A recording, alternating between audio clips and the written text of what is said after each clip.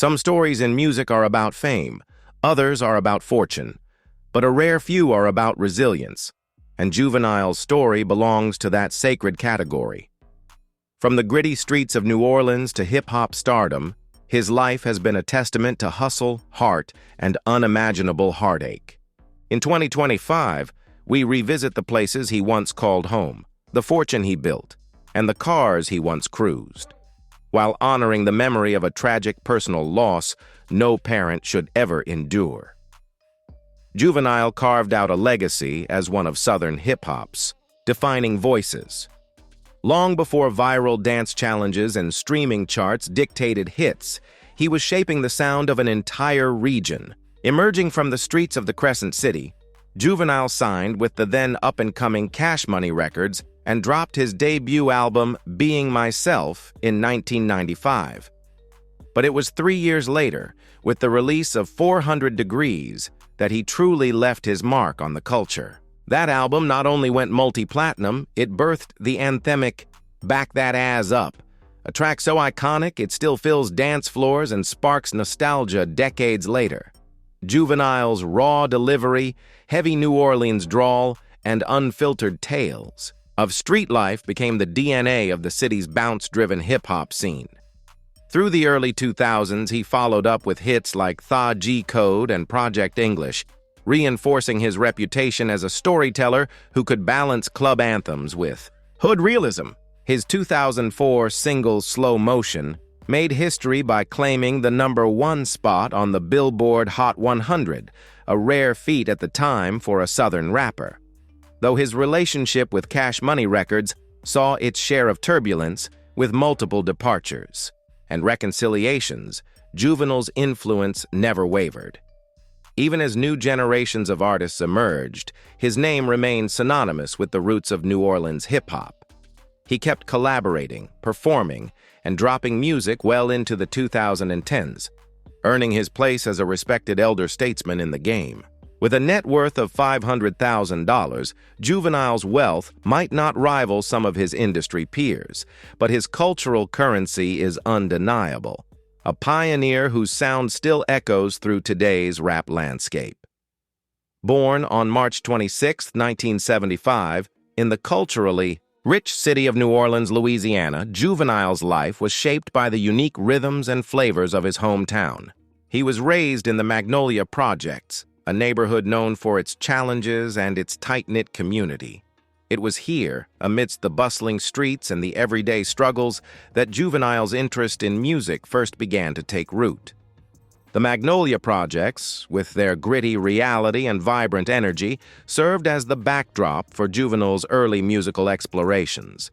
Surrounded by a diverse mix of influences, from the brass bands of the French Quarter to the soulful sounds of the local churches, Juvenile found his voice and his calling.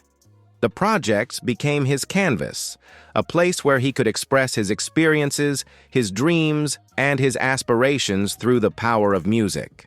In 1995, Juvenile took his first significant step into the music industry by signing a deal with Warlock Records. This partnership led to the release of his debut album, Being Myself. While the album performed well in local circles, it did not gain much traction on the national level and failed to make it onto any music charts. However, Juvenile's regional success was enough to catch the attention of Cash Money Records, who saw the potential in his unique sound and charismatic presence. Juvenile's first release with Cash Money Records was his second studio album, Soul Ya Rags, in 1997.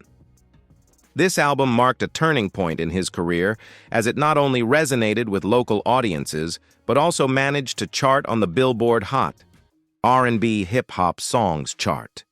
Soul Ya Rags is also notable for being the first collaboration between Juvenile and Cash Money's in-house producer Manny Fresh, who would go on to produce most of Juvenile's subsequent material. This creative partnership would prove to be a cornerstone of Juvenile's musical identity. 1997 was a pivotal year for Juvenile, as it also marked the formation of the hip-hop group The Hot Boys. Consisting of Juvenile, BG, Turk, and Lil Wayne, the group released their debut album, Get It How You Live, in October of that year. The album showcased the collective talent and chemistry of the group, setting the stage for their future success. As Juvenile's career continued to grow, so did the influence and reach of Cash Money Records. The label managed to negotiate a joint distribution deal with Universal Records, which provided Juvenile with the national promotion he needed to reach a wider audience. His next album, 400 Degrees, released in 1998, was a monumental success. The album's singles, Ha and Back That Ass Up, charted on the Billboard Hot 100 and the Hot R&B Hip-Hop Songs chart, launching Juvenile into mainstream recognition and fame. The album was eventually certified 4X Platinum by the RIAA, making it Juvenile's best-selling album to date. The success of 400 Degrees was further amplified by a dispute over the song Back That Ass Up, when fellow New Orleans musician DJ Jubilee claimed that Juvenile's song sounded like one of his own. The controversy only served to further promote the single, and the case was ultimately denied by the United States Court of Appeals for the Fifth Circuit in January 2005. To capitalize on Juvenile's newfound fame, his debut album, Being Myself, was remixed and re-released in 1998, along with a reissue of Soul Ya Rags. This strategic move allowed Juvenile to build on his growing momentum and reach an even wider audience. The following year, in 1999, the second Hot Boys album, Guerrilla Warfare, was released to great success, earning platinum certification and solidifying Juvenile's status as a force to be reckoned with in the music industry. Juvenile's subsequent solo albums, The G Code, 1999, and Project English, 2001, were ambitious attempts to recreate the monumental success of 400 Degrees. While both albums reached the top 10 of the Billboard 200 and were certified platinum, they fell short of matching the unprecedented heights achieved by 400 Degrees. Nevertheless, these albums showcased Juvenile's continued growth as an artist and his ability to captivate audiences with his unique sound and lyrical prowess. In 2003, Juvenile released You've the Great, which was also certified platinum, further cementing his place in the hip-hop pantheon. Simultaneously, he continued to collaborate with the Hot Boys, and their third and final album, Let 'Em Burn, was released the same year. This album marked the culmination of their collective efforts and showcased the enduring chemistry and talent of the group. Juvenile's discography is a testament to his prolific output and his commitment to evolving as an artist. His other albums include Reality Check, Cocky and Confident, Beast Mode, Rejuvenation, and The Fundamentals. Each of these releases highlights Juvenile's ability to adapt, innovate, and connect with his audience on a deep level. Beyond his music career, Juvenile has also made significant strides in the business side of the industry. He partnered with his longtime manager, Aubrey Pied Piper Francis, and his older brother Corey to launch his own label, UTP Records.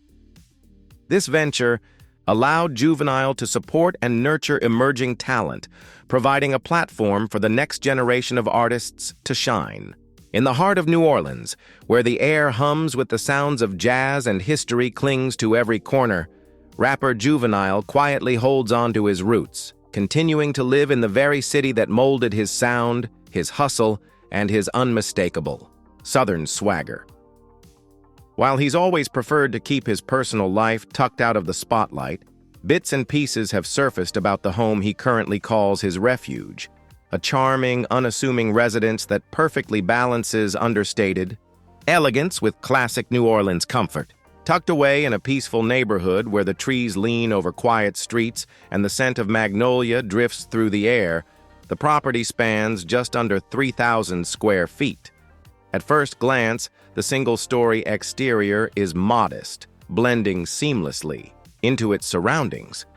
But a step through the front door reveals a space where thoughtful design and Southern hospitality come together in a way that feels both elevated and welcoming. The layout unfolds with 4 generously sized bedrooms and 3 full bathrooms, offering just the right amount of room for relaxed living without veering into the ostentatious. The soul of the home is its custom-designed kitchen, a space clearly made for gathering. Gleaming granite countertops catch the light, while a spacious central island invites everything from family dinners to impromptu jam sessions. Top-tier stainless steel appliances, including a built-in gas grill, hint that this kitchen was crafted with both flair and functionality in mind. A place to create, connect, and savor. The open floor plan leads naturally into a cozy den, where a striking cypress wood ceiling and a wall of windows allow sunlight to wash over the room, softening every edge. From here, the view opens to Poppy Lane, a quiet stretch of road that meanders toward Foliage Park, one of the area's most beloved green spaces. It's the kind of setting made for easy evenings, where conversation flows and life slows down, if only for a while. The master suite stands out as a personal retreat, recently refreshed to offer a sense of laid-back indulgence. A walk-in closet provides ample room for essentials, while the spa-like bathroom feels like something out of a boutique hotel. A deep soaking tub invites long, unhurried baths, while a glass-enclosed shower, custom tile work, and a double vanity topped with marble deliver modern touches without sacrificing charm. Outdoors, the property transforms into a private escape. A sparkling pool glimmers in the Louisiana sun, bordered by a spacious covered patio laid with rich wood flooring. It's an ideal setup for backyard gatherings, lazy Sunday afternoons, or late-night conversations by the water. A wood-burning fireplace adds warmth and intimacy, while Brazilian cherry hardwood floors throughout the home and plantation shutters on double-insulated windows speak to the kind of craftsmanship that's as much about durability as it is about beauty. Even the smallest details, from matching hardware to carefully chosen hinges, reflect a home that's been curated with intention. Whether Juvenile owns this place outright or chooses to rent it for now remains a mystery. But what's crystal clear is that this is a space built for both living and recharging. A haven where the beat of the city hums just outside, yet peace and privacy reign within. It's a fitting backdrop for a man who's spent his life mastering the balance between public legend and private storyteller. In the vibrant and ever-evolving world of hip-hop, Juvenile's life is a tapestry of success, luxury, love, loss, and resilience.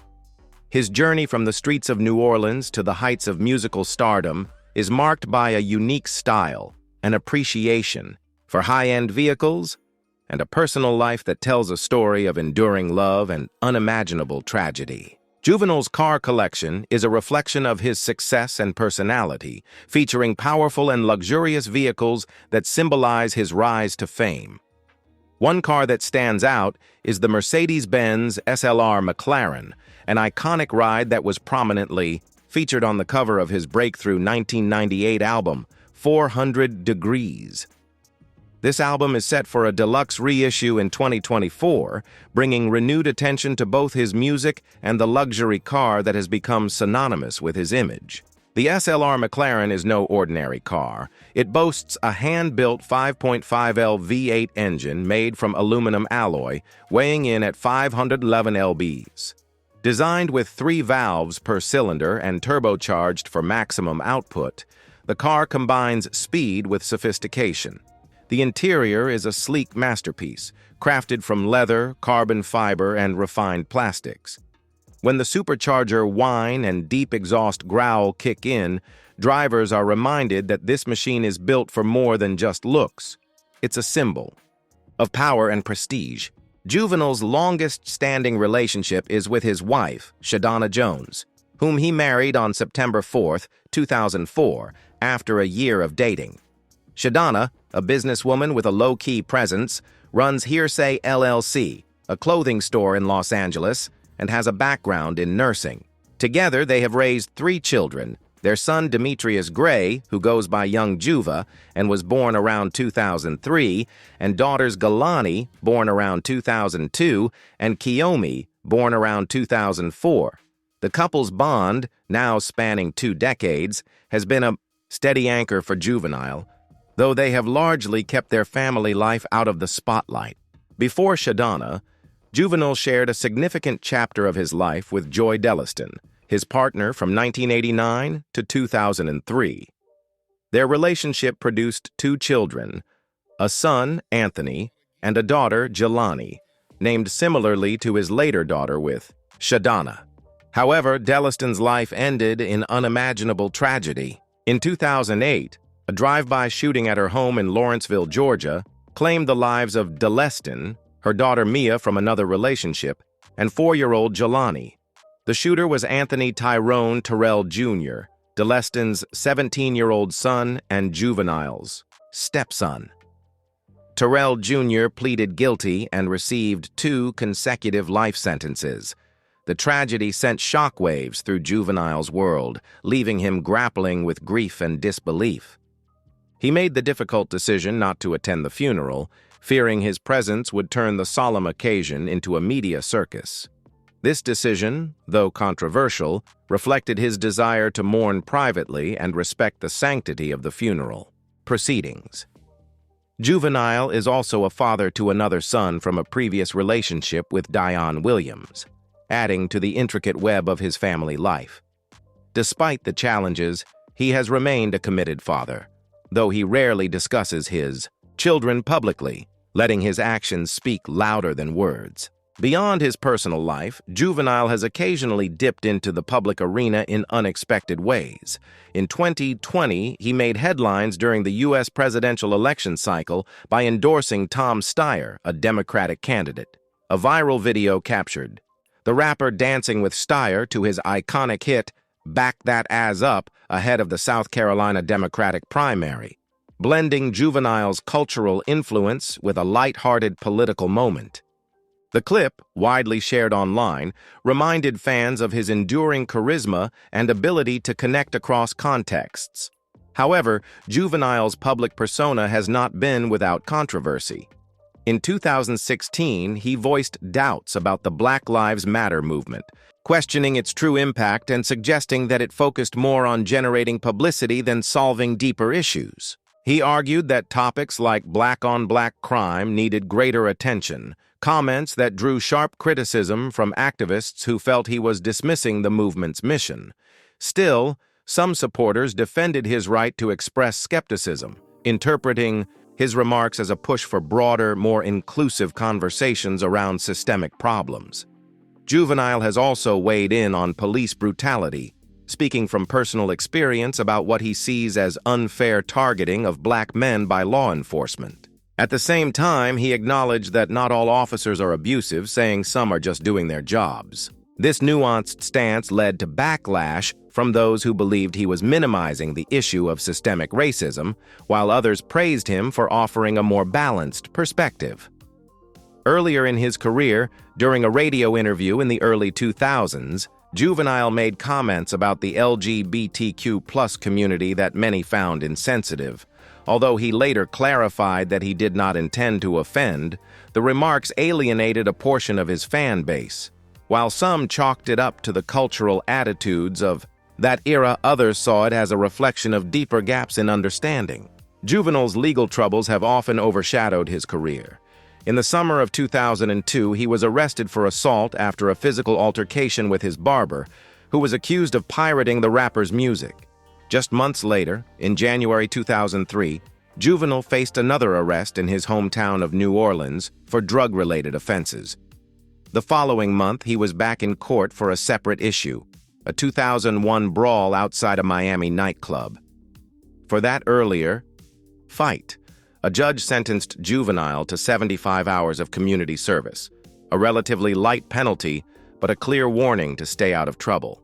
In 2004, Juvenile became embroiled in a high-profile child support case with Joy Delliston, a sheriff's deputy from Gwinnett County, Georgia. Delliston filed a paternity suit claiming Juvenile was the father of her daughter Jelani. The case drew public attention as DNA testing was ordered to settle the matter. Both sides eventually agreed that Juvenile was indeed the father, and by 2006, his attorney announced that the dispute had been resolved amicably through a consent decree. By February 2010, Juvenile's legal troubles took another turn. While recording, Music at a home in Arabi, Louisiana. A neighbor tipped off police after reportedly smelling marijuana. Officers arrived and Juvenile was cited for misdemeanor marijuana possession. He was released on bail but faced the consequences later that year. In August 2010, he pleaded guilty, receiving a 3-month suspended sentence, 6 months of probation, a $250 fine, and court costs. The pattern of legal issues continued into 2017 when Juvenile was arrested yet again, this time for failing to pay $170,000 in child support. The substantial amount underscored ongoing financial and personal struggles, raising questions about his ability to balance his career and personal obligations. Juvenile's legal history reflects a complex life, one where fame and fortune have often collided with personal missteps. Each incident, whether a fight, a drug charge, or a family dispute, has added to a narrative that's as much about resilience as it is about controversy. For fans, Juvenile remains a voice of the South, but his story serves as a reminder that even the brightest stars can face stormy days. As Juvenile continues his career, the hope is that he can leave these legal battles behind and focus on the music that first brought him into the spotlight. His past remains a chapter that's hard to ignore, but his future holds the promise of redemption and continued success.